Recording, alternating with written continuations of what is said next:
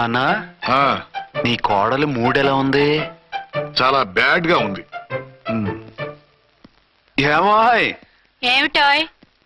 దాహం వేస్తుంది, కాసిన మంచినీళ్ళు ఇవ్వు. తీసుకుని తాగు. అర్చే ఆ, నీ చేత్తో కాస్త టీ ఇవ్వరా. వెళ్ళి పెట్టుకో. ఎందుకులే, ఒకేసారి భోంచేద్దాం. వంట ఏం చేసావు? వంట ఏం చేస్తాం? తింటాం. బ్యాలెన్స్ ఉంటే పని మనిషికి ఇచ్చేసాం. ఆహా, పతివ్రత అంటే నువ్వేనే. నాకు ఈ పూట ఆకలిగా ఉండదని ముందుగానే కనిపెట్టేశావు. వైఫా మజాకా? షటప్.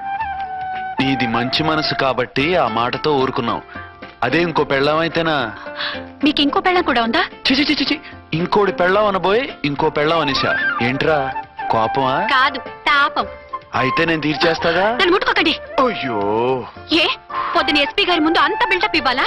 ఏదో ఒకటి సర్ది చెప్పచ్చుగా. అక్కడికి మీరేదో సిన్సియర్ అయినట్టు, నేను చావటం అయినట్టు. అంటే చట్టానికి ధర్మానికి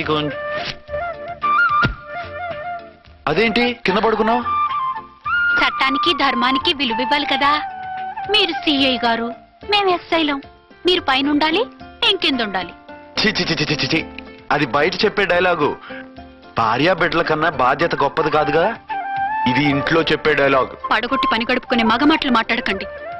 మీ చేత తిట్లు చీవాట్లు తినే కర్మ నాకేం పట్టలేదు. ఎందుకు ఏడుస్తావు? ఇప్పుడు ఏమైందని? నేనెందుకు ఏడుస్తాను? ఆ తిక్కుమాలిన ఉద్యోగానికి రాజీనామా చేసి పారేస్తే ఏడవలసిన వాళ్ళు ఏడుస్తారు. ఆహా, ఆ పని మాత్రం చేయకేన అర్థంగి. దీనికి మాత్రం లోటు రాకూడదు.